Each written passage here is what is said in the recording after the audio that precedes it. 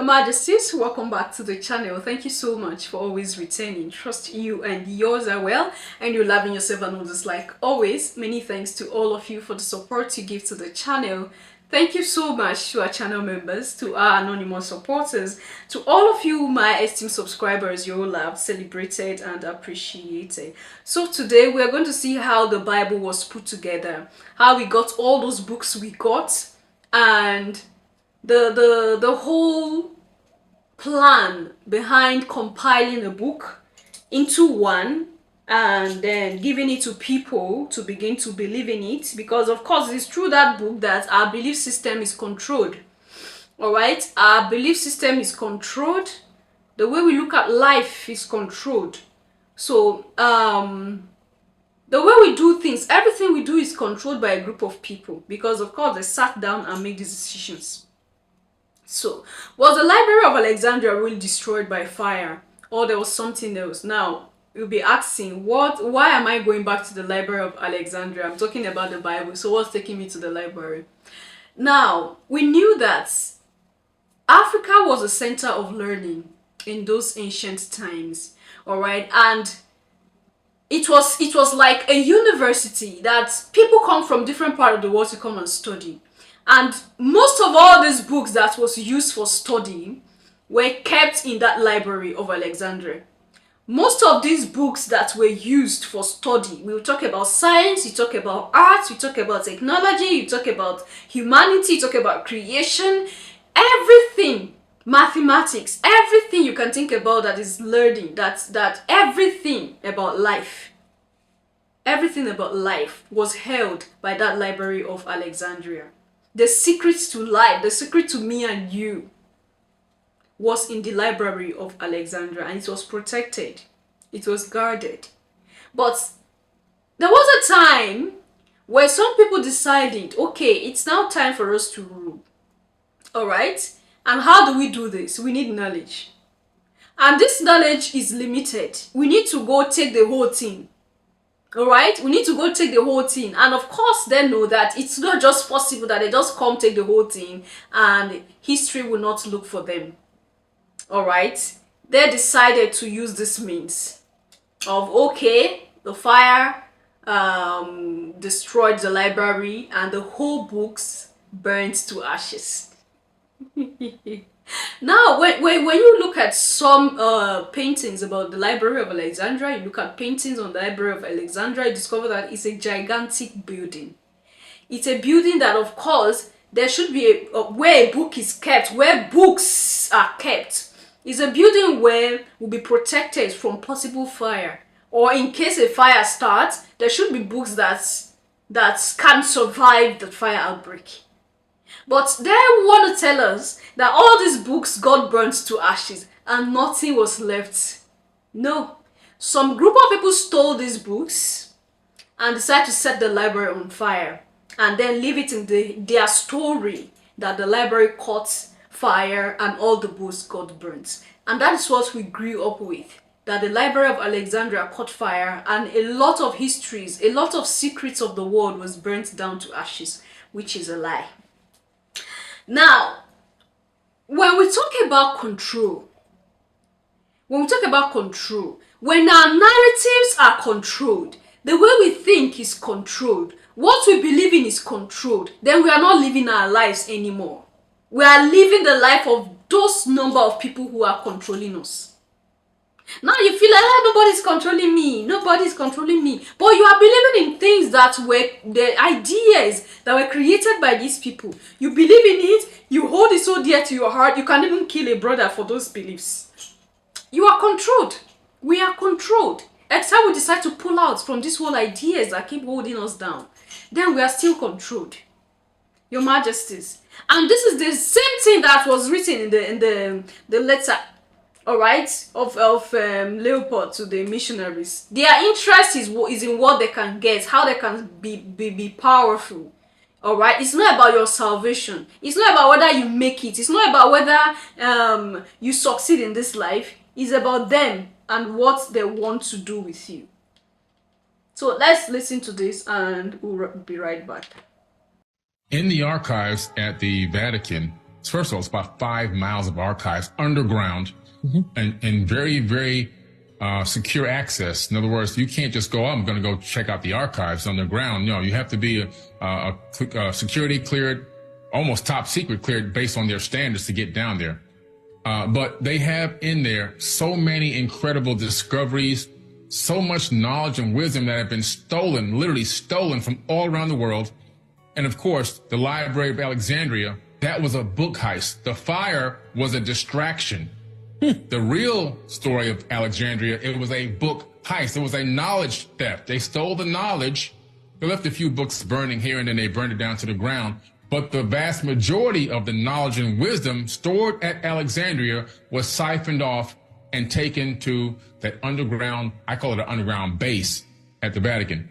Down there also, according to even some Jesuits, are bones of actual quote unquote alien beings, information about advanced beings that visited this planet, the Anunnaki, according to the Dogon, the Nommo, and the Sumerians call them the Pantheon, call them the Anunnaki Pantheon out of Sumeria.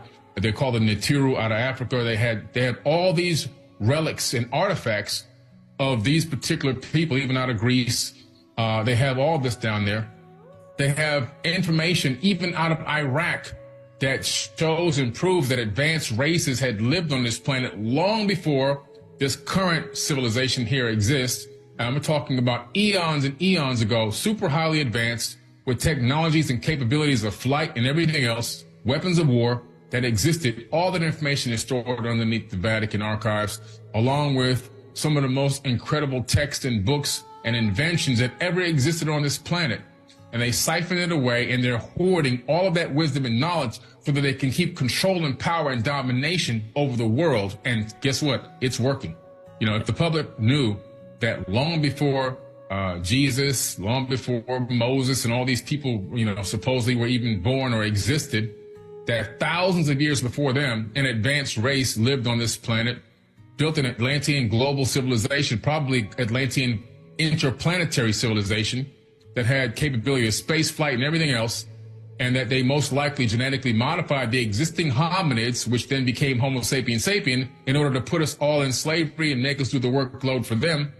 If they knew that, those stories and those tales from the Sumerian tablets, the Mahabharata, the Bhagavad Gita, the Indian Vedas, Tibetan Book of the Dead, the Egyptian Book of Going Forth by Day, aka the Egyptian Book of the Dead, you know, the Enuma Elish and the Seven Tablets of Creation, the Epic of Atrahasis, and the myth of Adapa, if they knew that all these texts predominantly made up the majority of the Bible, then we would be like, well, what are you guys preaching to us? This is all fake. This is all lies. And we know that in the Emerald Tablets, you know, which is my book compendium of the Emerald Tablets, that the majority of Jesus' teachings in the New Testament come directly from the Emerald Tablets of Thoth, which are 38,000-year-old teachings. So they must control and hide and secure evidence of this information and this knowledge to keep people basically in this level of ignorance where they can continue to control them and steal their money. The Council of Nicaea came together, built up the mythology. They added to the story. They took from a lot of ancient texts and tablets, and then they kind of curated this book, which they want to call it a canonized Bible, right? So they took from here, took from there, this tablet, this scripture, that papyrus, this Nag Hammadi piece. We like this coming out of this text over here. And then they kind of just culminated together and then remixed it, put their own spin on it to make sure that slavery was approved and okay, right? Well, we want to add that in there. Got to make sure the slavery is approved, you know, because people were enslaving each other since back in before the black slaves. I'm talking about in the ancient times, slaves were already going on. Slavery was already going on. Yeah, sure. It's nothing new. Yeah. And then so you had that. And then, of course, we want to collect a lot of money. So they have to pay us. We got to make sure we got the money. You got to pay. You know what I'm saying? And you got to do the labor and you got to bring the offerings because we ourselves are not going to go out and hunt and grow farms and everything else. So you guys, you're going to have to bring these offerings to us. We want it already cooked. So make sure it's a burnt offering. Make sure you drain the blood. Make sure it's healthy for us and bring us your first harvest because we want the freshest fruit and the freshest vegetables. We don't want the stale stuff. Yes. We want your freshest wheat and the freshest breads. And so people would come down and bring everything to the church and give it all away, along with whatever money they had left, and these people would live like fat cats, literally off of pimping the knowledge and understanding of what's going on and tricking people into believing that they had some access to divine power and knowledge when they were just really high-level pimps, I called them, man. And the people, the ignorance of the people, you almost can't blame them, but yet at the same time, it's like, how can so many masses of people stand up and fall for this? But it happens. But also you got to remember the way that they went around, the way that the Council of Nicaea put this in place with Rome. And Rome said, we're now going to dominate the planet with this religion.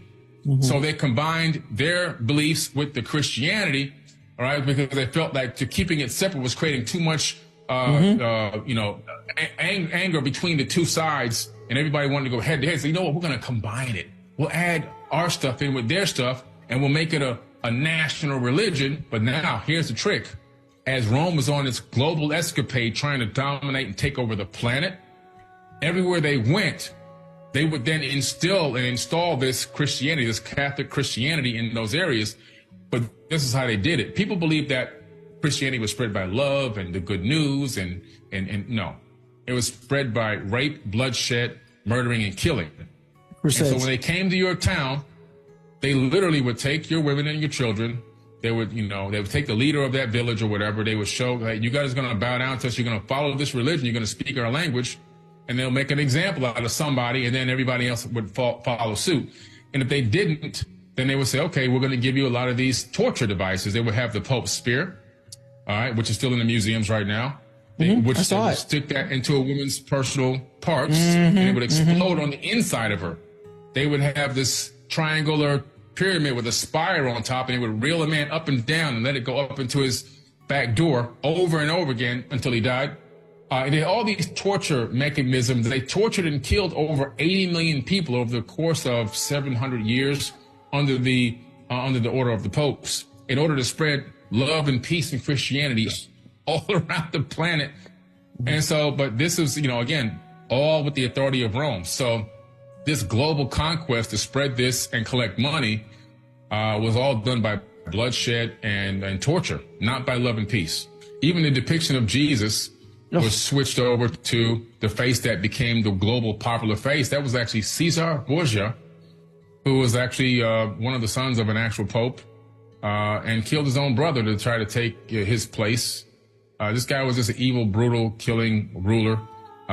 His father commissioned the artist to paint his image as the image of Jesus, and that image still propagates the planet till this very day. And so the image that a lot of people are praying to is not the Jesus that they think it is, but actually a natural born killer. It's great marketing, great propaganda, subliminal information, subliminal messages and teachings, and it just gets burnt into the genome, and it passes on from generation to generation. Same thing happened with this Jesus figure. His name isn't even Jesus. His name was Yeshua. Yeshua, okay? Yeah, that's the actual name. And so, but again, Jesus, the J is a new letter. It didn't even exist until recently. I mean, so we're talking about, okay, what is really the name? Isus. When you look into the root word of that and you go back into some of the ancient tongues, you find out it's Hail Zeus. So people that are calling on the name of Jesus all the time, they're calling for help from Zeus, which is actually a converted name from the Sumerian pantheon. So they're calling on Enlil is what they're calling on. They're not calling on any son of the creator of the universe. And this is why a lot of prayers don't actually work. People don't understand the power of speech and then calling on names and the cymatic frequencies they create. Then when you're completely ignorant to what you're really saying, it's no wonder why billions of prayers go up every single day all around the world. But then again, look at the state of the world on a daily basis. You can clearly see that if somebody has a positive outcome, more than likely it's just luck. And I want to add one thing to this before we go on too. I want people to understand I'm not an atheist. I believe in a creator of the universe. Yeah. Because the quantum physics proves that we're living inside of a creation. There's no way to dispute that. There's no way to doubt it. We're living in a programmed holographic light matrix. That is a method used for this creation, but we are in this. It's created by an entity. I believe that there is a God. I just believe that the biblical version is not specifically talking about the creator of the universe. I believe those are the words of men about men that have manipulated it to be God. And actually, the word God in the Bible is mistranslated by accident on purpose. The original root word for that is gods with an S. And All right, Majesties, that was Billy Carson's voice, his conversation. And of course, he's controversial. A lot of people see him as a controversial person because he is an Egyptologist. He had studied a lot of those papyrus, and he always come out to tell people it is not what you think it is. What you believe in is not what you think it is. So now, majority of what he said is the things I keep saying here. All right, he talked about the Inquisition, what happened, how Christianity was beaten into people. He talked about this whole, of course, the King Leopold's letter, because there was something he made mention of that is significant. And I want to place that letter here. Now, he talked about offerings, bringing food, all right? Bringing in food and goats and chicken. Okay. Now, that letter, the second page of that letter reads, I'm going to leave it on the screen. It said, convert always the blacks by using whip. So, they should always whip us, right? And that's how they whip Christianity into us. Now, I say, keep their women in 9 months of submission to freely work for us. Force them to pay in sign of recognition goats, chicken, or eggs every time you visit their village. So every time you visit them, their hard-earned goats they have nurtured so well, they give it to you. They give you chicken, they give you food, different type of food and everything. You get that? And make sure that the niggers never become rich. So their interests, this was a letter written to missionaries. And these are the same missionaries that they've taught us in schools and in churches, because these are the place where the centers, the chambers of brainwashing, the schools and the church. All right. Now they've taught us in these two places that missionaries are the ones that came and saved Africans. They came and gave us God. We never knew God. They came and gave us God.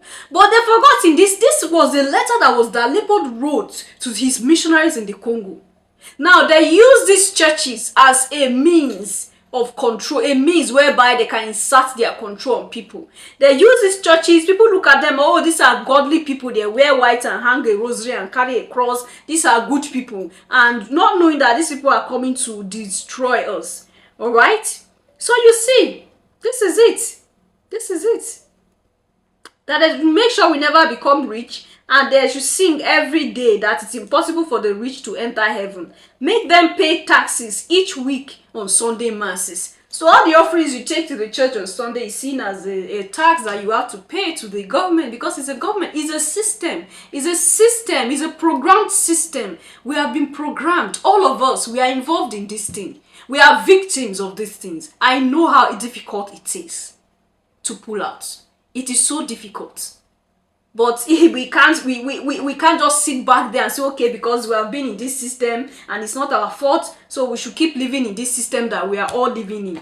No, we have to look for a way to pull out from the matrix. We have to look for a way to push ourselves out from what they have created for us. So I want you to leave your comment and thought there at the section. Of course, you've heard where all these books in the Bible came from. All those papyrus that was mentioned, 1 or 2 or 3 was taken from there and combined and then called a book and added